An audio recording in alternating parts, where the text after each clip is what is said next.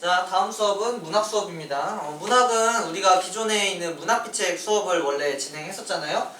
근데 일단 문학비책 수업에서 우리가 계속 진행했던 내용들이 고전 소설에 대한 내용이었기 때문에 이번에 어차피 영상 강의를 진행하게 된 김에 그냥 고전 소설 총 정리를 진행하기 위해서 이제 여기 있는 블로그에 있는 자료, 그 자료를 통한 이제 내용 정리가 들어갈 거기 때문에 요 내용은 일단 이번 주 우리가 블로그에 올리는 그 고의 자료 있죠? 그 자료에 이제 과제 자료로 들어가 있는 거니까 그거를 꼭 다운받으셔가지고 이제 수업에 같이 이제 들으셔야 됩니다. 그러니까 만약에 나 아직 다운 안 받았는데 싶으신 분들 있으면은 이거 영상을 꼭 정지하시고 그 다음에 우리 김영호 국어학원 블로그 들어가셔서 그 다음에 요거 다운받은 뒤에 이제 수업을 들으시면 되겠어요. 일단은 내용을 진행하면서 이제 볼 건데 내용을 진행하기에 앞서서 내가 이제 오늘 수업을 어떤 작품 위주로 진행할 건지 그리고 그 작품은 뭘 설명하기 위해서 내가 뽑았는지 대충 이제 눈에 보이게끔 판서를 해놨어요. 자, 일단 여기에 첫 번째 보이시면은 몽유소설 해놓고 운영전 해놨고 그 다음에 두 번째는 풍자소설, 판소리개 소설에서 이제 장기전 해놨고 그 다음 영웅소설에서 유충열전, 가정소설에서 사시남전기 이렇게 네 가지 파트로 나눠가지고 이제 내가 수업 준비를 해놨습니다. 사실 과제 자료로 준 거에는 이 네 작품 말고도 뭐 홍계월전이라든지 아니면은 뭐 수군가라든지 뭐 이런 작품들이 더 있는데 기본적으로 그 두 작품은 여기 있는 내용들을 활용해서 풀 수 있는 문제들이기 때문에 여기 있는 이 네 지문을 중심으로 오늘 수업을 할 거다 아시면 되겠습니다. 일단은 그러면은 먼저 여기 내가 준 과제들어 170쪽에 있는 운영전 먼저 수업을 할 거고요. 자, 운영전 같은 경우에는 내가 여기 왼쪽에도 써놨다시피 몽유소설이라고 되어 있습니다. 자, 몽유소설의 구조는 이렇게 되어 있죠. 몽유소설은 일단 현실에서 꿈으로 들어갔다가 그 다음에 현실로 돌아오는 요런 소위 말 그대로 내부 이야기와 외부 이야기로 두 가지의 이야기가 서로 구분되어 진행되는 요런 구조로 이루어져 있는 게 기본적인 몽유소설의 구조입니다. 그렇기 때문에 요 구도 어디서 많이 봤죠? 뭐 외부 이야기, 내부 이야기. 자, 그러면 여기 과제 자료에 써져 있다시피 제목 바로 밑에 이렇게 써져 있죠. 뭐 작품 안 갈래 땡땡 해놓고 한문소설 말고 밑줄이죠. 액자소설이라고 써 있는 거 보이시죠? 다른 말로 바꿀게요. 이거를 액자 구조라고 봐도 된다는 점까지 기억을 해두시면 되겠습니다. 그 다음에 기본적으로 내가 수업할 때마다 얘기를 했는데 고전소설 같은 경우에는 일반적으로 비극적인 결말이 없다고 했어요. 행복한 결말로 진행이 되고 그 주인공이 뭐 고난을 겪든가 뭐 어려움을 겪든가 이런 내용을 하더라도 결국 결말은 행복한 결말로 끝나고 그 다음에 뭐 배경은 중국이라든지 한국 소설이지만 이런 일반적인 소설들의 내용이 있음에도 불구하고 여기는 이 운영전은 비극적으로 끝난다는 점까지 기억을 해두시면 되겠습니다. 사실은 내가 이걸 몽유소설로 가져왔지만 이거를 어디서는 이렇게 다루기도 합니다. 뭐라고 다루냐면은 애정소설로 다루기도 해요. 그렇기 때문에 이 작품은 결국에는 남녀 간의 애정을 애정 관계에 비롯한 어떤 갈등과 뭐 그런 것들을 위주로 내용이 진행이 되고 그렇기 때문에 여기 있는 작품의 내용도 결국에는 유영이라는 글쓴이가 그러니까 이 작품을 썼다라고 이제 표현이 되는 그 글쓴이가 꿈으로 들어가서 그 다음에 운영이랑 김진사라는 이 이야기의 주인공들을 만나고 그 다음에 깨어나서 그 이야기가 마치 한 권의 책으로 써져가지고 그게 자기 앞에 나타난 거를 확인하고 끝나는 이런 식으로 구성이 되어 있는데 사실은 내가 나눠준 과제 프린트에 그러니까 올림포스 문학에서는 사실은 여기 있는 현실, 꿈, 현실이 구분되어 있는 건 안 나오고 그냥 꿈에서의 전달 내용이 진행이 됩니다. 어떤 내용이요? 이걸 써주시면 좋겠죠? 어떤 내용을 전달하냐면은 자, 운영이 이게 주인공이죠? 당연히 운영 전이니까 김진사를 사랑합니다. 하지만 이제 이 작품을 아시는 분들은 아실 거예요. 운영은 뭐한다? 궁녀입니다. 그렇기 때문에 결국에는 여기서 대군으로 나오는데요. 왕자의 여자이기 때문에 다른 사람이랑 연애하거나 결혼해서는 안 되는 거예요. 그렇기 때문에 이런 어떤 뭐라고 표현해야 될까요?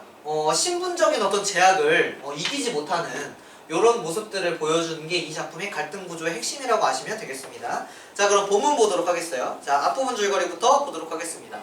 앞부분 줄거리. 수성궁 예터에서 술에 취해 잠든 유영 나오죠? 자, 유영은 전달하는 전달자입니다. 주인공이 아니에요. 그렇기 때문에 유영의 동그라미 쳐놓으시고 운영과 김진사를 만나. 어디서? 꿈에서 만나서 그들의 사랑 얘기를 듣는다.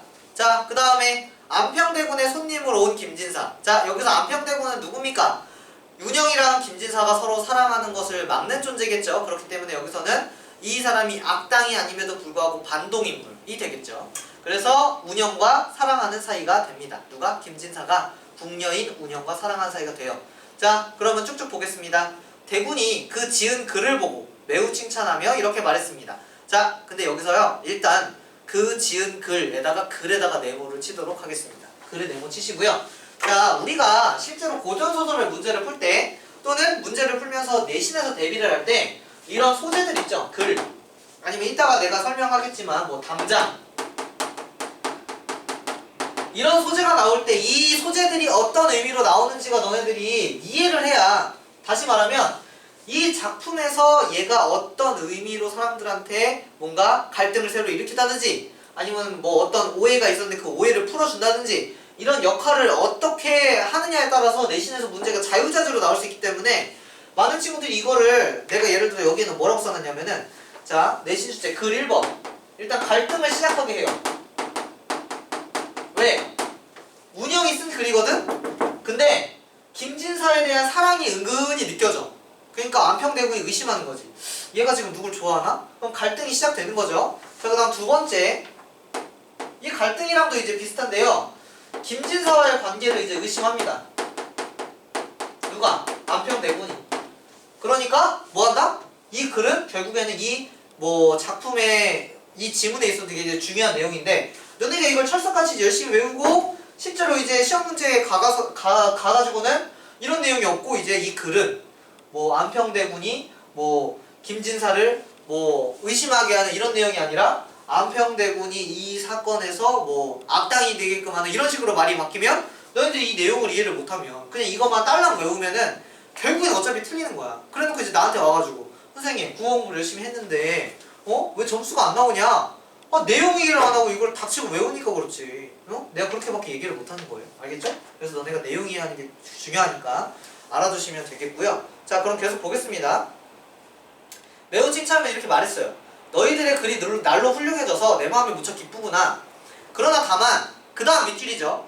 운영의 시에는 누군가를 그리워하는 뜻이 현저하구나. 누구겠습니까? 김진사겠죠. 자, 전에 연기를 읊은 시에서도 살짝 그런 뜻이 보이더니만 지금 또 이러하니 네가 따르고자 하는 자가 대체 누구냐? 얼마 전 김진사가 지은 글에 이상한 글귀가 있어 의심스럽던데 그 혹시 네가 김진사에게 사사로운 마음을 갖고 있는 게냐? 이렇게 의심하기 시작했습니다.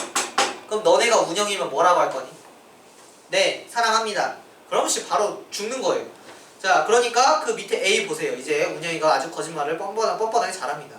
주군께 처음 의심을 받았을 때 그 자리에서 자결하고 싶었으나 제 나이에 아직 20이 못 되었고 아주 너네랑 비슷한 나이 또래죠.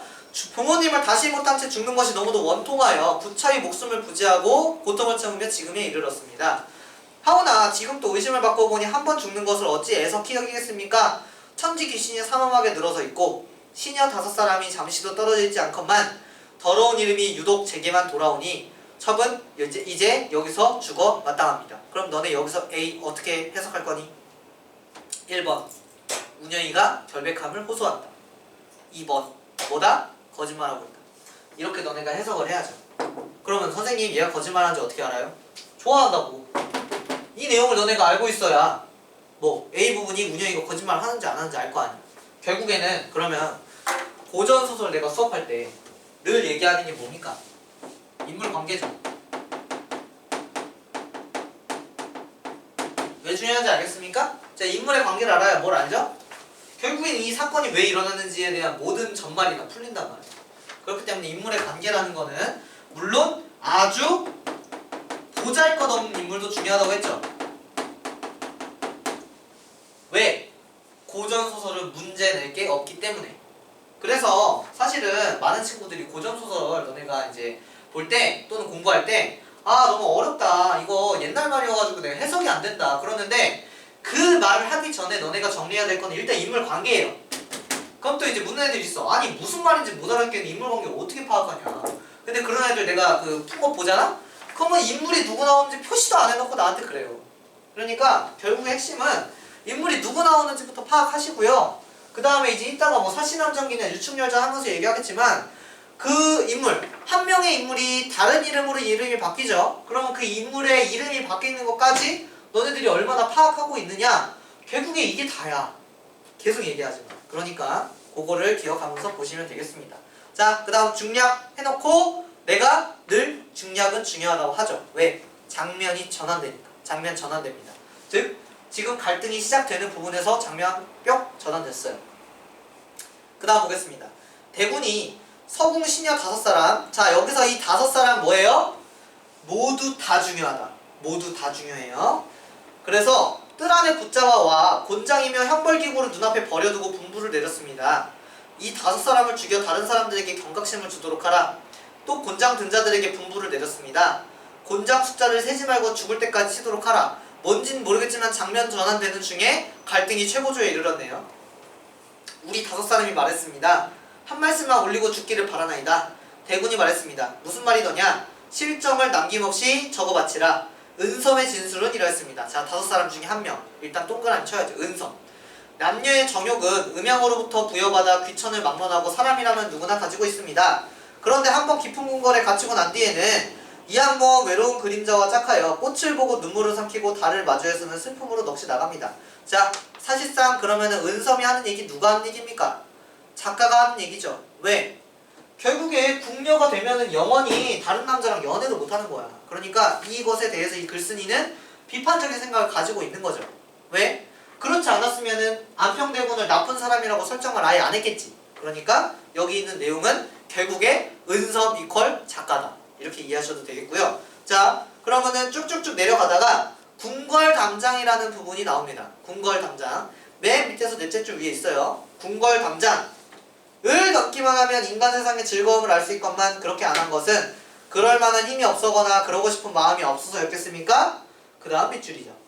오직 주군의 위험이 두려워 이 마음을 단단히 다잡고 궁궐 안에서 말라 죽으리라 생각했던 것. 여기 있네요. 담장. 그럼 너네 담장은 시험 문제 뭐라고 나올 것 같니? 1번? 일단 장애물이죠. 그 다음에 뭐 예를 들어 여기도 나오지만 이 말을 너네가 응용할 수 있어야 되겠죠? 뭐 주군의 위험이 두려워 말라 죽기를 다짐하게 한 뭐 소재, 매개체 뭐 이런 식으로 너네가 이해하시면 되겠죠. 결국에는 뭐야? 주군, 즉 안평대군의 또는 안평대군을 향한 두려움이죠. 두려움이 담장으로 드러나는 거죠. 이 작품에서는 이렇게 이해를 하셔야 된다는 얘기입니다. 자, 그러면은 다음 페이지 넘어가겠습니다. 다음 페이지예요. 자, 비취가 얘기했습니다. 자, 비취는요, 여기 또 5명 중에 1명입니다. 운영 친구예요. 이렇게 진술했습니다. 주군께서 보살펴주신 은혜가 산보다도 높고 바다보다도 깊기에 저희들은 감사하고 항공해하며 오직 글과 음악에만 전념해왔습니다. 어쩌고 저쩌고 결국에는 뭐 속해 죽여주시옵소서 이렇게 얘기하고 있고요. 또 옥녀가 이렇게 말했어요. 제가 이미 서궁의 영광을 누렸거늘 서궁의 재앙이라 해서 저 혼자 면할 수 있겠습니까? 그래서 뭐 죽음은 합당하다 얘기했습니다. 뭐 이렇게 하면서 얘기가 나왔고요. 그 다음에 자란 돼 있는데 자란한 데가는 꼭 써주세요. 자란은 누구냐면은 자란이라고 써야죠. 자, 운영이 베프입니다. 베프. 오케이? 운영이랑 엄청 친하네요. 자, 오늘 일은 그제가 측량할 길 없으니 마음속에 품은 생각을 어찌 감추겠나이까? 자, 어찌 감추겠나이까? 감춘다는 거야? 못 감춘다는 거야? 못 감춘다는 거죠. 즉 서리적 표현이 나왔고요. 저희들은 모두 여항의 천한 계집들로 아비는 순임금이 아니요 어미는 아황과 여영이 아니니 그대로 뭐 고전소설의 전형적인 것들을 따라가네요. 고사 인용을 하고 있네요. 고사 인용을 하고 있는 거 보이시죠? 남녀의 정욕이 어찌 없을 수 있겠습니까? 이건 뭐예요? 남녀가 사랑하는 정욕이 있다. 모광은 천자로되 늘상 요지의 즐거움을 그리워했고 항우는 영웅이로되 장막안에서 눈물을 금하지 못하였습니다. 옛날 사람들 데려와서 뭐하는 거예요? 이 뒤에 너네가 내용 읽어보면 알겠지만 운영이 김진사 사랑하는 거 쉴드 쳐줘요. 내가 잘한 누구라고? 운영 베프라고. 그러니까 이 쉴드 쳐주는 거를 거짓말이라고 받아들이는 게 아니라 뭐한다? 아, 진심이구나. 파악하는 거지. 인물 관계가 어떤지를 파악을 해야 얘가 하는 말의 의도가 파악이 된다. 됐습니다. 그래서 어쩌고 저쩌고 저쩌고 해서 마지막 부분에는 자란이 뭐라고 하냐면 주군께서는 제 목숨을 끊고 운영의 목숨을 잊게 해달래. 그러니까 날 죽여달라 이거지. 자, 그랬더니 B 바로 위에 줄이에요. B 바로 위에 줄. 저는 이렇게 진술했습니다. 주군의 은혜가 산과 같고 바다와 같건만 정절을 지키지 못한 것이 저의 첫째 죄입니다. 자, 여기선 이제 어때요? 결백함을 주장하는 것이 아니라 자기의 잘못을 솔직히 말하고 있고요. 전후에 지은 시로 주군의 의심을 받았으면서도 그 다음 밑줄이죠. 끝내 바른 대로 아뢰지 않은 것. 거짓말 아까 했댔잖아. 거짓말 한 거죠.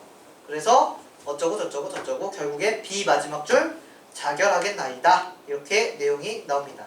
그리고 그 밑에 줄에 대군이 다 읽고 다시 자란의 진술서를 펼쳐 응시하더니 노기를 다소 누그러뜨렸습니다. 소옥이 꿇어앉아 울며 말했습니다.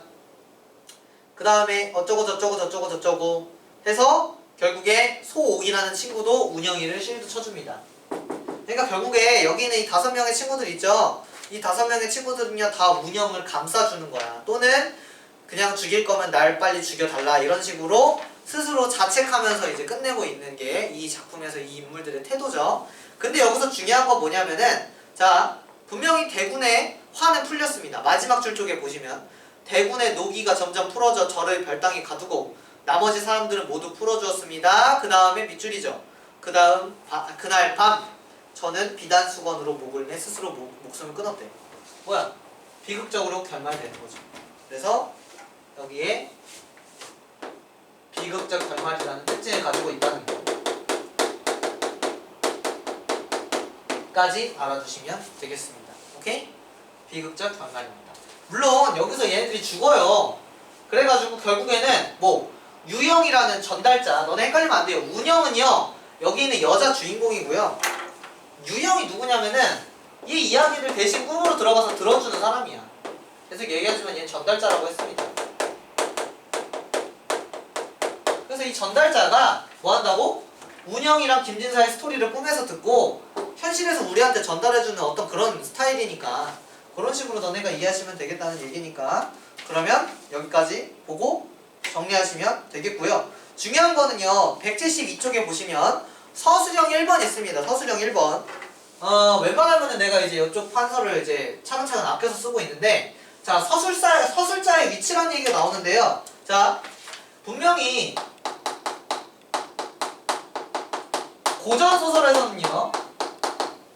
고전소설에서는요 뭐 기본적으로 1인칭 시점이 거의 없다 또는 아예 없다고 봐도 된다라고 내가 설명을 했었어요. 그러면 이 작품도 마찬가지예요. 뭐 전지적 작가 시점으로서 운영은 어쩌고 저쩌고 뭐 김진사는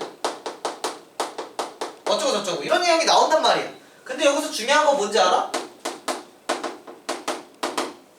운영이 유영한테 얘기를 전달해야 되지. 그러니까 저는 이렇게 말했습니다. 이런 식으로 말합니다. 뭐예요? 저라니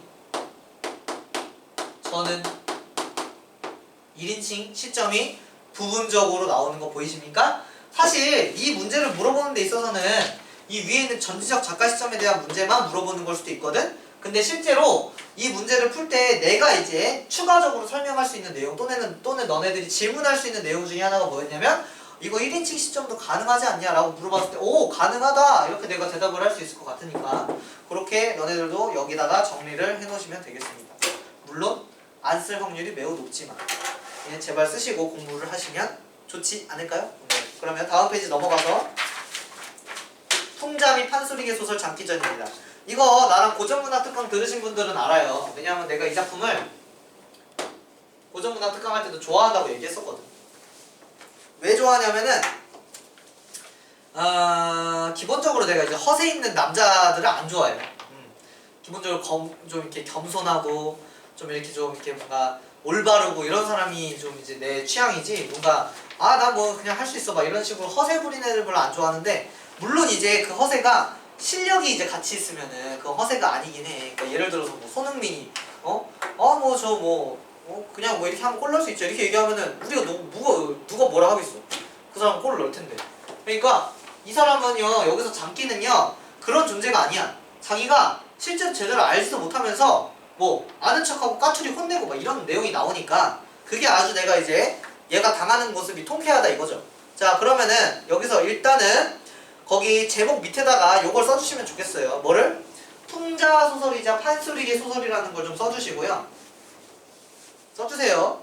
그냥 끄덕끄덕하고 멍 때리고 있지 말고. 자,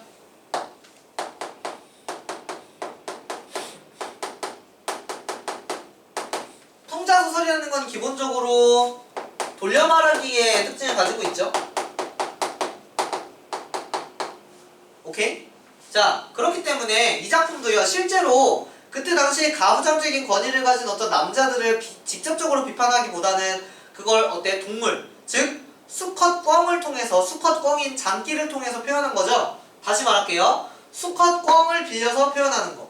작가가 말하고자 하는 말을 다른 거에 빌려 표현하는 게 뭐라고 했었냐면은 우의적 표현이라고 했었습니다. 또는 이걸 우화적이라고도 해요.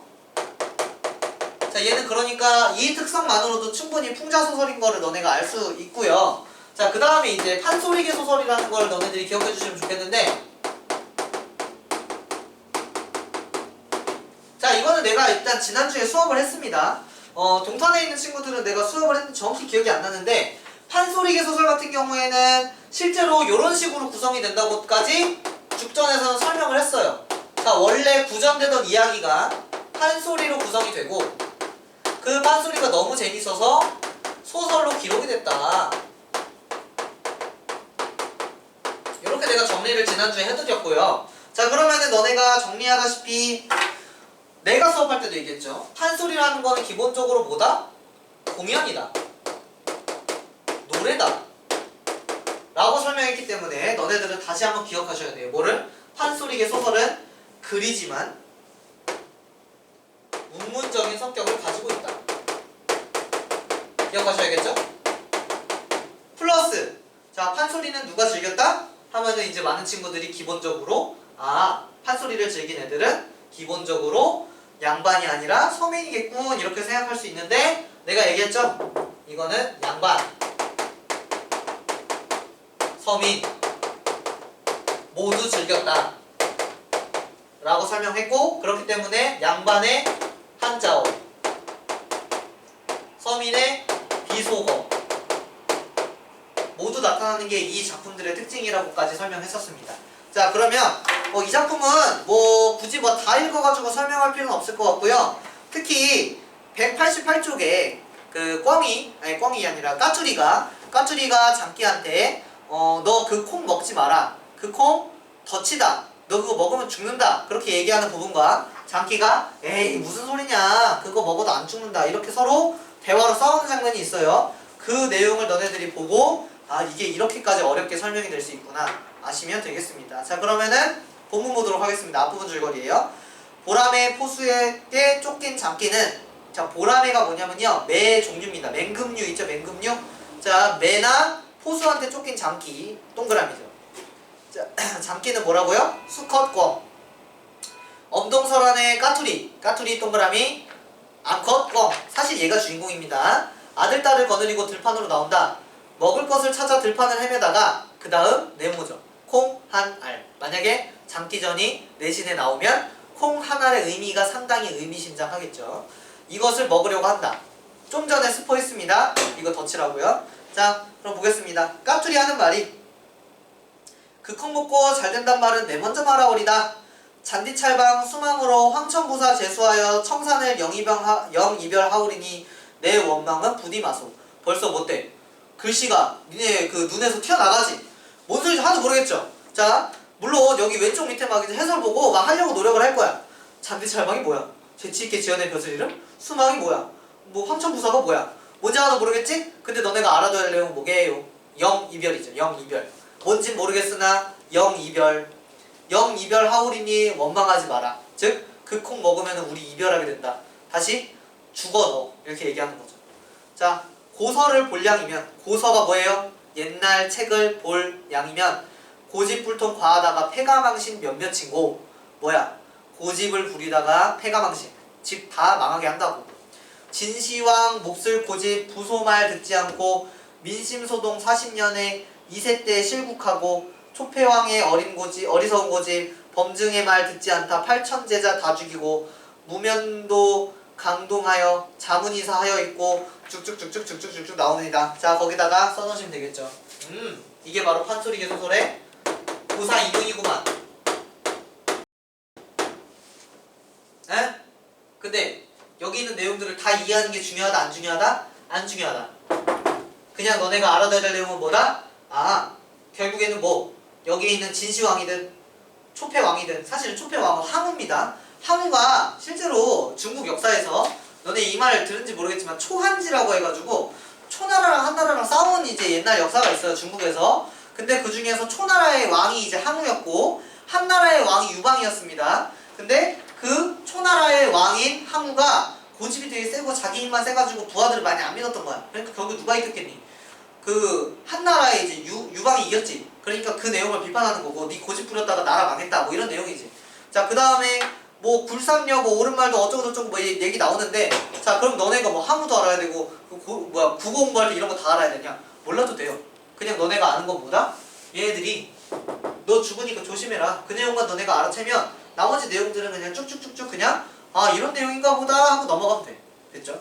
자, 그 다음에 그래서 어쩌고저쩌고, 그래서 마지막에 그 굵은 글씨, 자네 고집 과하다가 50명 하오리다.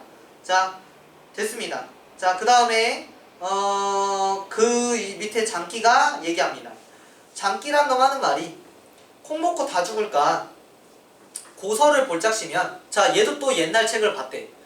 콩태자가 든 이마다 오래 살고 귀히 되느니라. 자, 그 콩태자가 이제 글자가 있나봐요. 나도 정확하게 모르겠으나, 자, 그래서 또 열거하기 시작합니다. 자, 태고적 천왕씨는 18,000세를 살아있고, 자, 태고적 천왕씨 돼 있는데, 이거는 여기에 이제 어디 천황의 그 천자가 콩태자랑 겹쳐가지고 그런 건지 모르겠는데, 아무튼 뭐 그런가 보다 하고, 태호복희씨의 태자 있죠? 콩태자 있죠? 풍성이 상승하여 15대를 전해 있고, 아무튼 잘 됐다는 소리죠. 그 다음에 한태조, 당태종은 풍진세계 창업지주 되었으니, 뭐 아무튼 잘했다는 내용이겠죠. 오곡, 백곡, 잡곡 중에 그 다음 밑줄이죠. 콩태자가 제일이란. 그럼 장기가 하고 싶은 얘기 뭐예요? 아, 너 고집 뭐 얘기하지 마. 콩이 최고야. 콩 먹을 거야. 이렇게 얘기하는 거죠. 그래서 어쩌고 저쩌고 저쩌고 얘기가 나옵니다. 자, 그랬더니 거기에 그 밑에 문단 보세요. 까투리 홀로 경황 없이 물러서니. 자, 여기가 이제 백미입니다. 잘 보세요. 장기란 놈, 거동, 보소. 보소. 자, 영상 보는 친구 중에 나랑 공부 열심히 한 친구들은 막 대답하고 싶어서 막 안달을 하신 분들이 있었으면 좋겠어요. 자, 이거 무슨 말투죠? 대답이 막 들리는 것 같네요. 판소리, 사설체 말투죠. 웃기지 않습니까? 나 지금 카메라를 대고 너네들한테 대화를 시도하고 있는 거야. 그러니까 너네들도 그 이제 컴퓨터나 핸드폰 영상을 보고 나한테 대화를 시도하세요. 이렇게 서로 우리가 대화를, 뭐 카메라를 보든 뭐 영상을 보든 간에 대화를 시도하는 것이 어떻게 보면 이런 그 코로나 사태를 이겨내는 어떤 하나의 방법이 아니겠습니까? 그래서 아무튼 판소리, 사설체 말투가 뭐뭐 보소 여기에 나왔고요. 그 다음에 계속 보시면 콩 먹으러 들어갈 때 12장목 펼쳐 들고 꾸벅꾸벅 고개 쪼아 주춤주춤 들어가서 반달 같은 혀 부리로 드립다 콱 찍어. 뭐 콩을 부리로 콱 찍어. 그랬더니 두 고패 둥그러지며 머리 위에 치는 소리, 방락사중에서 저격시황하다가 버금술에 맞추는 듯. 자, 이게 무슨 소리인지 모르겠죠? 이게 뭐냐면은 여기도 그 189쪽 왼쪽에 써있어요. 뭐냐면은 저기 진시황 있죠? 진시황을 암살하려고 진시황의 수레를 뭐 덮친 사람이 있대. 그러니까 어때? 막 수레가 막 넘어지고 자빠지고 난리 났겠지. 그러니까 수레가 자빠지는 소리라고 이해하시면 되겠고, 자, 그래서 거기 보시면 와직은 뚝딱 푸드덕 거기다가 쓰셔야 되겠죠. 뭘? 의성어 의태어 라고 써주시고, 나는 여기다가 쓸 거예요. 자, 운문적 성격 의성어 의태어를 활용했네요. 의성어 의태어가 활용이 됐습니다. 자, 의성어 의태어가 활용이 됐고요. 자, 그러면은 이걸 기준으로 어쩌고 저쩌고 얘기가 또 나옵니다. 변통 없이 치였구나. 거기다 써놔야겠죠. 뭐? 우리 장기 덫에 걸렸습니다. 장기 덫에 걸립니다. 자, 그 다음 까투리 거동 볼짝시면 그 다음에 까투리 하는 말이 저런 광경 당할 줄을 몰랐던가 남자라고 여자의 말 잘 들어도 패가하고 계집의 말 안 들어도 망신하네. 자 여기에 또 문문적 성격이 드러납니다. 다시 남자라고 여자의 말 들어도 잘 들어도 패가하고 계집의 말 안 들어도 망신하네. 어때요? 대칭 구조인 거 보이십니까? 대칭 구조. 문문적 성격이죠. 그리고 이따가 내가 설명하다가 나오겠지만 열거법도 여기에 사용했죠. 그래서 이렇게 보시면 되겠습니다.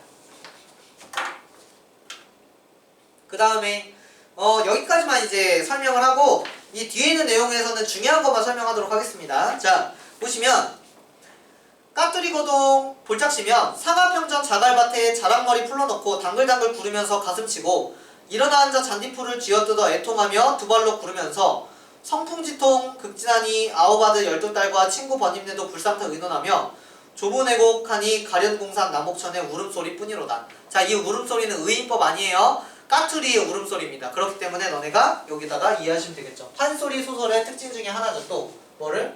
과장법.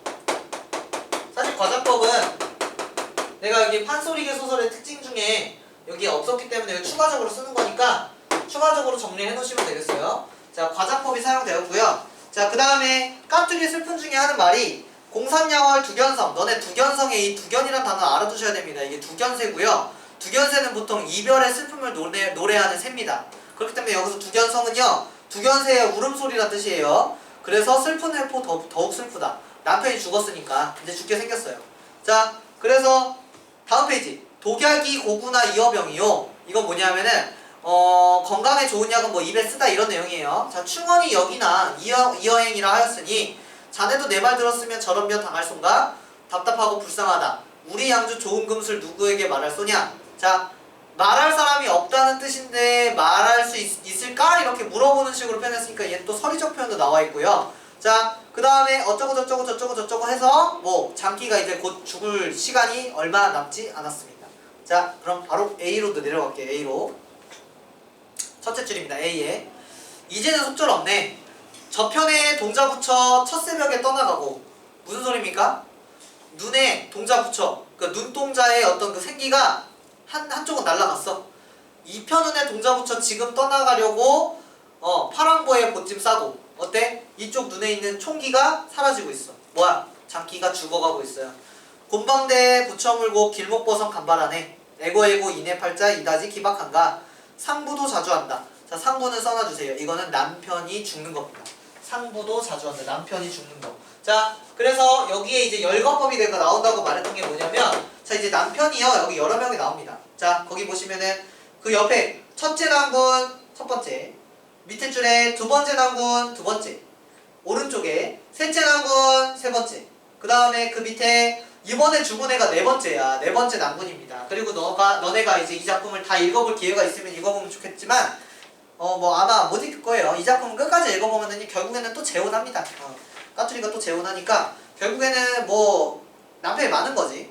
그래서 쭉쭉쭉쭉쭉쭉 뭐 내용이 나왔습니다. 자, 그 다음에 마지막 이 작품의 운문적인 특징까지 설명드리고 그 다음에 다음 작품 유충년전으로 넘어가도록 하겠습니다. 자, A의 맨 마지막 줄이에요. A의 맨 마지막 줄. 미망일세 미망일세 이내 몸이 미망일세 보이십니까? 또 우리 친구들 못 알아들을까봐. 자, 미망일세 미망일세 이내 몸이 미망일세. 이미 느낌 딱 오시는 분들 있을 거예요. 뭔가 뭔지 모르겠어도 반복법이죠. 하지만 이름을 정확하게 알면 좋겠죠.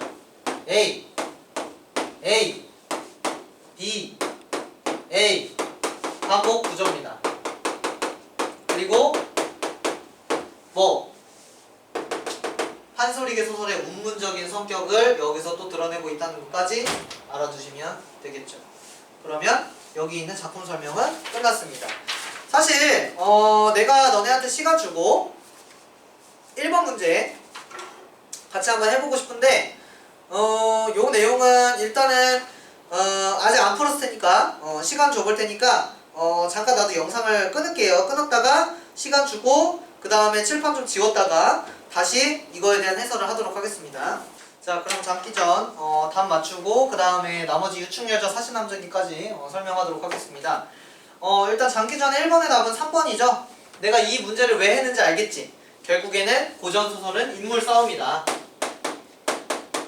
인물의 관계를 얼마나 잘 파악하느냐. 그리고 사실은 인물의 관계도 관계인데 여기 이 작품이 어려운 이유는 내가 아까도 얘기했지만 한자어들이 조금 많이 어렵다고 했잖아. 그래서 여기 있는 인물의 관계와 관련된 그 인물 사이의 어떤 정보를 파악하는 것이 중요하니까요. 그 정보를 어떻게 하면 우리가 파악할 수 있을지를 늘 고민하면서 이제 문제를 푸시면 되겠어요. 일단은 답이 3번이고 솔직히 어렵지 않았어. 왜냐하면은 까투리는 죽은 장기의 뒤를 따라가겠다는 결심을 하고 있다. 내가 아까 결말에 스포해줬죠? 기본적으로 결말에서 다시 결혼한다고 다른 애랑 그러니까 안 된다. 이렇게 보시면 되겠습니다. 자, 그럼 다음 거 넘어가서 유축열전 보도록 하겠습니다. 유축열전은 사실 나랑 수업하신 분들은 아마 이거를 거의 뭐 세네 번째 한다 이렇게 생각하시는 분들도 있을 수 있습니다. 유축열전 뭐 이렇게 많이 하냐. 근데 다시 한번 써놔주세요. 다시 한번 얘는 뭐다? 아주 전형적인 아주 대표적인 영웅소설의 핵심 중 핵심이다. 이게 유축열전이라고 했죠. 그러니까 유축열전은 상당히 중요합니다. 자, 그러면 거기 제목 밑에도 이제 작품 갈래가 써져 있는데요. 군담소설, 영웅소설 이렇게 써 있거든요. 기본적으로 영웅소설이라 함은 영웅 일대기 구조, 즉 영웅 스토리 구조를 가져간다 라고 설명을 했었기 때문에 자, 너네한테 나눠준 과제에도 이 내용이 어떻게 이제 그 서사 구조가 정리되어 있는지도 나와 있으니까 보시면 되겠고. 자, 그러면 선생님 군담소설이 뭐였죠? 라고 나한테 물어본다면 이제 군담소설은 뭐라고 설명할 수 있을까요? 전쟁소설이다. 이렇게 설명했었죠? 그래서 보통 영웅소설은 군담소설이랑 같이 묶여서 잘 나온다고도 설명을 드렸었습니다. 자, 그럼 계속 보도록 하겠습니다. 앞부분 줄거리예요.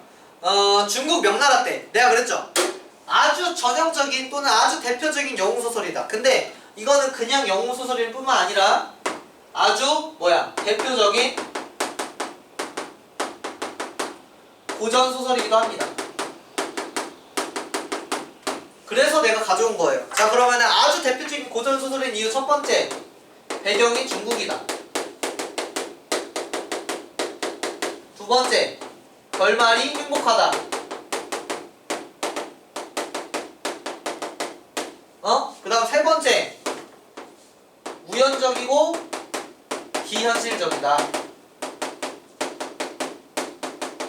이런 내용들을 잘 정리해 주시면 되겠고요. 사실은 이거 말고도 하나 더 있어요. 뭐냐면은 여기서 유축열, 그러니까 주인공이 사실은 하늘에 있는 어떤 존재였어. 즉 하늘에서 대단한 애였는데 잘못해가지고 땅으로 떨어진 거 있잖아. 그 내용까지도 여기에 반영되어 있으니까 알아두시면 되겠습니다. 자, 그러면은 볼게요. 앞부분 줄거리. 중국 명나라 때 정원주부 유심, 얘가 아빠입니다. 유심의 동그라미예요. 자, 유심 아빠예요.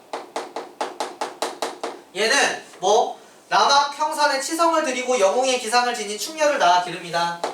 유충렬을 낳아요.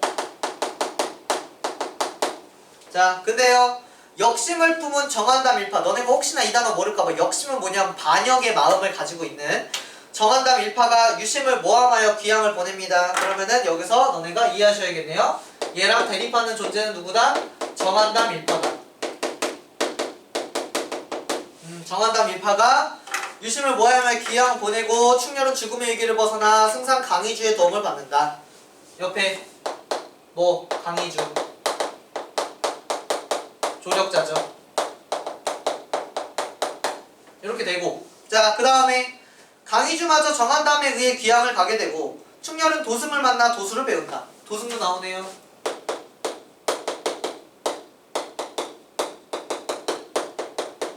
그래서 뭐한다? 정한담이 반란을 일으키자 천자는 결국 항복하려 한다. 자, 여기까지입니다. 자, 그러면 이제 이 다음 내용 뭐가 되겠습니까? 우리 충렬이가 열심히 얘를 물리치러 오겠죠. 자, 그럼 보겠습니다. 각설 아주 중요합니다. 각설에다가 네모 딱 쳐주시고요. 각설은요 장면 전환을 암시하는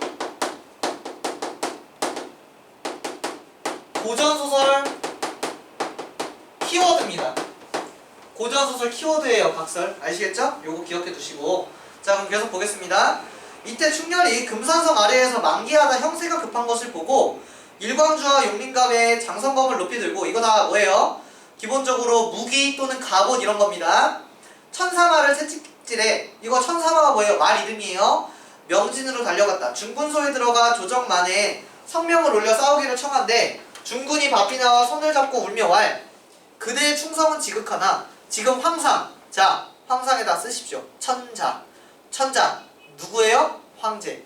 황제가 항복하려 하시고 또한 적진 형세가 절하하니 그대 청춘이 전장 백골이 될 것이라. 원통하고 망하다. 뭔 소리입니까?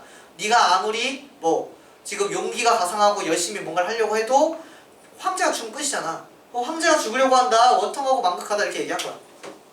하니 충렬이 불승분기에 진문 밖으로 나와 먼저 병력 같은 소리로 적장을 불러왈. 이놈 역적 정한다마 남경 동성문 안에 사는 유충렬을 아느냐 모르느냐. 바삐나와 목을 들이라 하는 소리가 양진을 뒤엎을 듯 천지 강산에 진동했다. 문거리 대경에 돌아보니. 자 여기서 문거래도 세모 표시해주세요. 문결은 정한다는 편이면 여기 노란색으로 써야겠죠? 자 여기에다가 그래도 색깔을 맞춰줘야죠. 정문걸.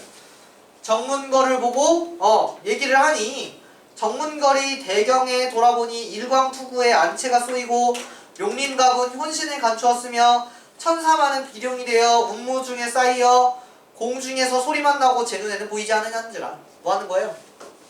얘가 빡쳐가지고 얘를 죽이려고 뛰어와. 근데 얼마나 빠른 거? 안 보여 안 보여. 자 그 상태야. 자 그 다음 창검만 높이 들고 주저주저 하는 차에 병력 같은 소리 끝에 장성검이 번뜩하며 정문걸의 머리 공중에 떨어졌다. 그럼 어떻게 되겠니? 얘 죽었어요. 빠이. 이렇게 된 거야. 자 그 다음에 그 밑에 문단. 이때 천자는 옥새를 목에 걸고, 옥새 뭔지 아시죠? 이게 그 어떤 황제 아니면 그 왕의 상징입니다. 즉 옥새, 이게 도장이거든? 이 도장을 빼앗기는 그 순간 그 나라는 이미 망한 거야. 자 옥새를 목에 걸고 항서를 손에 들고 지문 밖으로 나가고 있는데 뜻밖의 호통 소리 나며 누구 소리였겠니? 얘 소리죠? 유충렬 소리. 호통 소리 나며 이런 대장이 문걸의 머리를 베어들고 중군으로 들어오는지라. 대경대의에 중군을 급히 불러 왈. 자 대경대의에다가 밑줄 좀 쳐봅시다. 자 여기 내가 각설 중요하다 했죠? 대경도 중요하고요. 대희도 중요합니다. 자 둘 다 대자는 똑같아요. 크게 놀라서. 대경이에요. 대희 크게 웃으며. 그럼 대경대희는 뭡니까? 크게 놀라서 웃으며 이렇게 해석이 되겠죠. 그래서 뭐 한다고? 중군을 급히 불러왈. 적장된 장수 성명이 무엇이냐? 바삐 입시하도록 하라. 하니 충렬이 말에서 내려 천자께 복지한대. 자 복지는 뭐냐면은 이제 배를 깔고 엎드린 거죠. 그래서 천자 급히 문왈. 그대는 뉘신데 죽을 사람을 살리는가. 이런 것들 문제 나오죠. 천자는 자기를 구해준 사람을 이미 알고 있었다. 이렇게 하면 너네가 문제 풀 때 어떻게 한다? 몰랐다. 이렇게 풀면 되지. 자 소장은 동성문 안에 거하던 정인주부 유심의 아들 충렬이옵니다.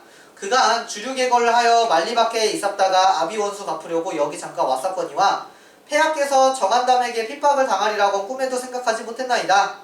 전일에 정한담을 충신이라 하시더니 충신도 역적이 되나이까. 뭐 한 거예요? 얘가 처음에는 이 황제가 믿을 거야 얘를. 근데 얘가 어떻게 했다고? 역시 반역했다고. 그러니까 그놈의 말을 듣고 충신을 원찬에 죽이고 이런 환을 만나셨으니. 자 아까 앞부분 줄거리에서 설명했죠.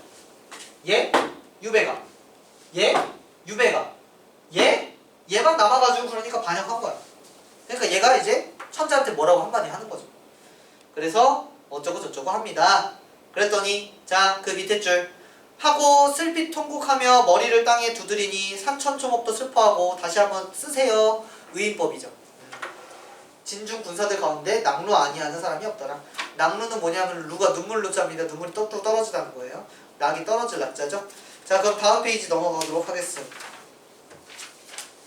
자, 그 다음에 여기 이제 뒤에 내용은요 사실상 너네들이 그냥 보시면 되겠고요. 중요한 거 뭡니까?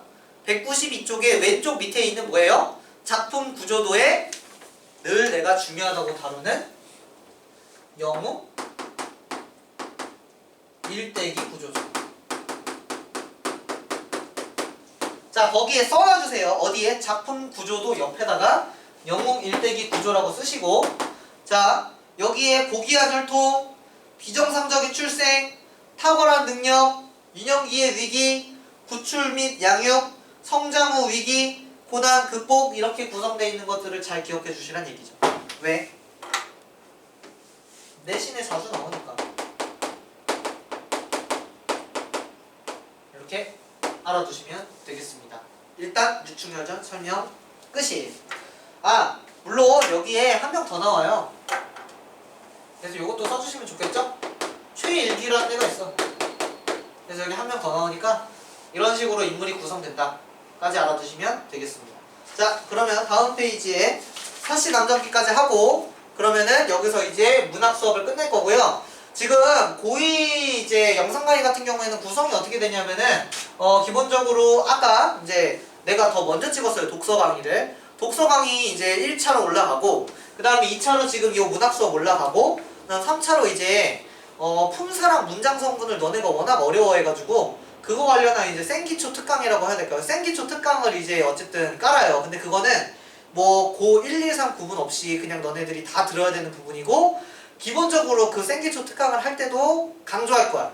그게 결국에는 너네가 의문의 변동이든 아니면 뭐 문법 요소든 문장의 짜임이든 뭔가 문법을 하려면 일단 품사를 알아야 뭔가 할 수 있다. 이따가 얘기할 테니까 자, 일단은 여기 있는 사시남정기까지 하는 게 기본적으로 내 정규 수업의 목표라고만 알아주시고요.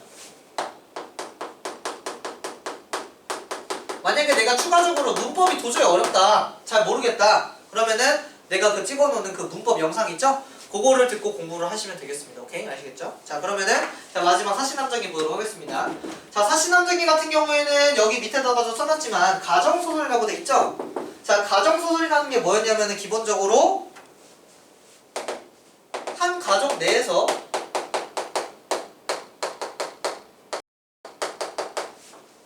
사실은 꼭 이런 건 아닌데요.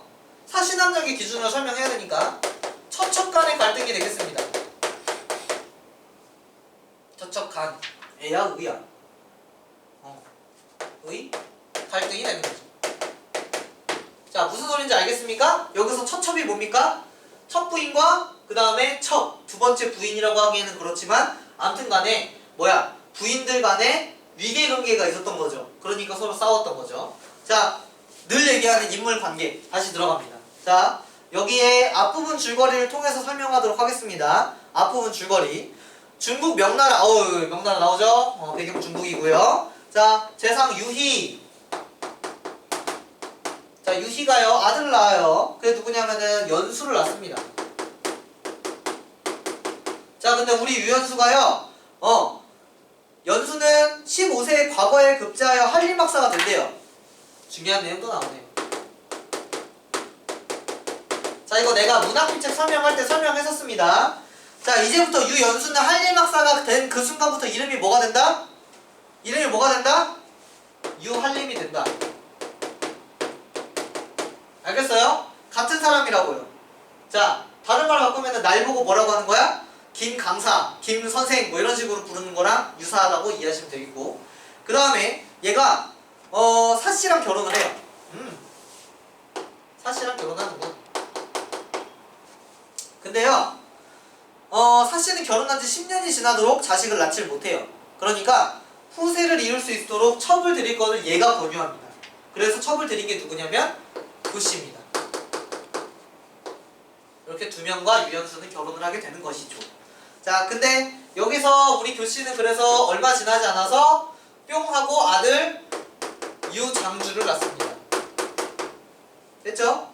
근데 여기서 이제 갈등이 일어나는 일이 일어나죠. 그 원인, 얘가 아들을 낳습니다. 자, 그러면 여러분 여기서 적장자, 즉 유희, 유연수의 뒤를 이을 사람은 유인할까요? 유장줄까요? 실제로 얘는 나이가 더 많긴 합니다만, 그렇죠? 얘가 적장자가 되는 거죠. 얘가 첫째 아들이자 얘가 모든 재산을 물려받을 아이가 되는 거죠. 즉 여기서 교씨는 뭐가 될 수밖에 없다? 악당이 될 수밖에 없다. 얘를 공격할 수밖에 없게 됩니다. 그래서 여기에 이제 너네가 알다 보면은 스토리상 유장도 자기 아들을 죽여서 가면서까지 사실을 모함하고 결국 유연수가 교씨의 이 계략에 넘어가서 뭐한다? 결국에는 사씨가 남쪽으로 쫓겨난다. 그래서 사씨가 남쪽으로 쫓겨가는 이야기다 라고까지 내가 설명을 했었습니다. 자, 그러면 계속 볼게요. 자, 근데 너네가 알아둬야 될 게 하나 있는데요. 뭐냐면 이거는 그냥 가정소설이 아니라는 거 너네가 기억하시면 좋겠다고 했었죠. 왜냐면 거기 사씨 남정기 제목 밑에 보시면은 작품 밖 해가지고 작가가 유배지에서 인현왕후를 배출하고 장희빈을 중전으로 책봉한 숙종의 잘못을 풍간하기 위해 쓴 소설이라는 말이 나와 있습니다. 자, 이게 무슨 소리냐? 숙종이요, 부인이 둘이었나봐. 인현왕후랑 그 다음 장희빈이랑. 어때? 구도가 비슷하니? 구도가 비슷하네요. 얘가 유연수고요, 얘가 사씨고요, 얘가 교씨네요.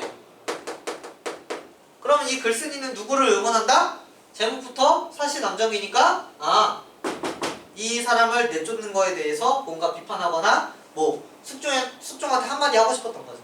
장혜빈이 문제다 이렇게 얘기하고 싶었던 거죠. 그래서 이거 수업할 때 내가 설명했었습니다. 요 내용 내신에 출제된다. 그래서 이렇게 정리해 주시면 되겠습니다. 됐죠? 자, 그럼 계속 보겠습니다. 그날 저녁, 본문이에요. 그날 저녁 한림이 조회를 마치고 돌아왔다. 교씨의 방에 이르러 취흥을 이기지 못해 난간에 기댔다가 달빛이 나처럼 밝고 꽃 그림자가 창에 가득하니 노래가 듣고 싶어 교씨에게 시를 읊조리게 했다. 교씨가 사양하며 말했다. 근래 찬바람에 목을 상하여 소리를 할 수 없습니다. 그렇다면 검은 광곡을 타게나. 교씨가 기꺼이 타지 않으니 한림이 거듭 재촉했다. 그러자 교씨가 자리를 피해 눈물을 흘렸다. 한림이 괴이하게 여겨 물었다. 자네가 우리 집에 들어온 뒤로 일찍이 즐거워하지 않는 것을 본 적이 없었는데 집안에 무슨 일이 있었기에 이같이 구는가? 교씨가 대답은 않고 눈물을 비오듯 흘렸다. 한림이 거듭 물으니 교씨가 대답했다. 첩이 한림의 물음에 답하지 않으면 한림께 죄를 짓고 사실대로 답한다면 그 다음 밑줄입니다.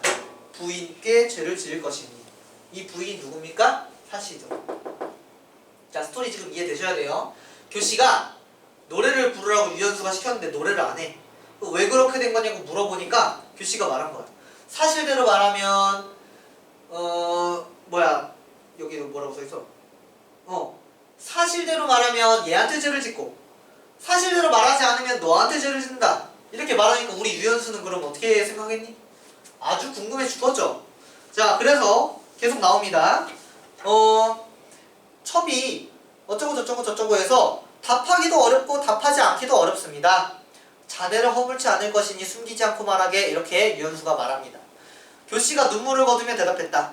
첩에 속된 노래와 비루한 음악으로 군자의 귀를 더럽히면서 상공의 명을 받들어 왔습니다. 거칠고 졸렬할 줄도 모르고 항상 명을 따른 것은 군자께 정성을 다해 한 번만이라도 웃으시도록 하고자 한 것일 뿐입니다. 그 다음 밑줄이죠. 어찌 다른 뜻이 있었겠습니까? 정말 다른 뜻이 없나요? 내가 아까도 얘기했지만 인물 관계가 제대로 파악이 되면 사씨는 정말 다른 뜻이 없이 노래를 불렀을까요? 아니죠. 거기다 써야겠지. 교씨는 사씨를 몰아내기 위해서 계략을 위해서 노래를 지어 부르는 거잖아. 거짓말하고 있는 거잖아. 그러니까. 오늘 아침 부인이 첩을 불러 꾸짖기를 상공이 너를 취한 것은 본래 대를 잇기 위해서지. 대를 잇기 위해서지. 집안에 미색이 없어서가 아니야. 너는 날마다 얼굴을 꾸미니 매우 마땅치 않아. 듣자 하니 네가 음란하고 바르지 못한 음악으로 장부의 마음을 미혹하게 하며 돌아가신 시아버님의 가풍을 타락시킨다더군. 그제는 죽어 마땅하나 지금은 그냥 내버려 두지. 후에도 만약 고쳐지지 않는다면 내가 비록 약한 여자지만 여후가 첫 부인에 또 나오네요. 뭐가? 고사인용이. 고사인용 나왔고 도끼와 그녀를 벙어리로 만든 약을 갖고 있으니 모름지기 조심하도록 해. 여러분 생각해 봅시다. 얘가요 아들 못 나니까 유연수한테 신청한 거야. 신청이 아니라 부탁한 거야. 교씨를 부인으로 드리라고. 그럼 얘가 얘를 이렇게 쥐잡듯이 아주 괴롭히겠니? 말이 안 되죠. 그러니까 너네가 A 부분에는 써야죠. 이게 교씨의 계략이죠. A는 교씨의 계략이자 모함이고 거짓말이죠. 사실 이렇게 얘기한 적이 없습니다. 아시겠죠? 사실은 이렇게 얘기한 적이 없어요. 자, 그래서 얘기를 했습니다. 근데 여기서 중요한 건 뭐냐면 맨 마지막 줄에 부인이 평소에 투기하지 않는다. 이 투기가 뭐냐면 질투를 의미합니다. 질투하지 않는다고 자부했는데 어찌 이런 말을 했을까? 그러니까 처음에 유연수는 이 말 들었을 때요. 어찌됐든 교씨가 뭔가를 잘못 알고 있었지 않았을까? 즉 바로 사실을 의심하진 않아요. 자, 그래서 다음 페이지 보시면 단점을 언급한 적이 없었어. 비록 하인들 사이의 일이라도 그 잘못을 드러나게 지적하지 않았으니 그 다음 밑줄이죠. 교씨가 부인에게 잘못을 저질러 그런 것이 아닌가? 어때? 사실을 더 믿는 거죠. 지금 현재로서는 사실을 더 믿고 있습니다. 자, 그 다음 B 보겠습니다. 내가 자네를 취한 것은 부인이 권했기 때문이네. 자, 뭐예요? 교씨 설득 중이죠. 자, 그 다음에 쭉쭉쭉쭉 얘기가 나옵니다. 읽어보시고요. 자, 그 다음에 B 바로 밑에 줄입니다. 교씨가 겉으로 살아했으나 분한 마음을 끝내 버리지 못했습니다. 어때? 다음 계획을 다시 또 세우겠죠. 자, 그 다음에 이제 마지막 내가 너네한테 얘기해주고 싶은 내용이 나옵니다. 오호라. 옛말에 호랑이를 그릴 때에는 골격 그리기가 어렵고 사람을 알 때에는 마음을 알기가 어렵다고 했다. 교씨는 용모가 공손하고 언사가 온화하여 사씨가 마음으로 좋은 사람이라 여겼다. 한때 경계의 말을 건넨 것은 다만 바르지 못한 소리가 장부의 마음을 미혹하게 할까 걱정한 것일 따름이지 어찌 다른 뜻이 있었겠는가. 교씨가 매우 분한 마음을 품고서 헐뜯기 시작하여 끝내 큰 재앙의 원인이 되었으니 부부와 처첩 간의 일을 어찌 조심하지 않겠는가. 한림이 비록 교씨의 간악한 마음을 깨닫지 못했으나 사씨에 대해 의심하는 마음 또한 없었다. 어떻습니까? 기본적으로 지금 이 인물들의 내용에 대해서 서술자가 개입해서 평가하거나 설명하고 있죠. 자, 이런 거를 문학적 표현법으로 뭐라고 했는지 기억을 하셔야 됩니다. 여기에 쓸 데가 없는데 여기다가 쓸게요. 자, 서술자가 원래 전적 작가 시점이니까 밖에서 보고 있다가 갑자기 이 안으로 들어와서 자기가 평가하거나 이 내용을 설명하고 있네요. 서술자의 개입이 일어나고 있습니다. 서술자의 개입이 일어나고 있고 그 다음에 이거에 대한 자세한 설명은 내가 정규 수업 때 3가지 했었던 거 기억을 되살리시면 되겠고 기억이 안 나시는 분들은 이제 나한테 질문하거나 다음 주 수업 오셔가지고 그때 또 다 자세하게 다루는 걸로 하겠습니다. 자, 일단은 문학에 대한 설명은 여기까지고요. 나머지 내용들은 너네가 충분히 읽고 문제를 풀 수가 있습니다. 그래서 예를 들어 197쪽에 홍계월증 같은 작품은 영웅소설을 기준으로 너네가 생각하면서 문제를 풀어오시면 되겠고요. 그 다음에 그 다음 페이지에 200페이지입니다. 수공가가 나옵니다. 수공가는요 사실은 이 판소리개 소설이랑 같이 하고 싶어서 내가 넣는 건데 판소리입니다. 이거는 그러니까 판소리가 판소리개 소설로 어떻게 변화하는지 둘은 어떻게 공통점이 있고 둘은 어떻게 차이점이 있는지를 너네가 생각하면서 문제를 푸시되 가장 큰 차이점은 일단 제목의 차이점 아니겠습니까? 얘 장기 전, 얘는 수공가. 그러니까 이 내용을 잘 기억했다가 이런 내용이군 인지하면서 문제를 풀고 공부를 해 오시면 되겠습니다. 네, 고생하셨고 일단은 문학은 여기까지입니다. 끝!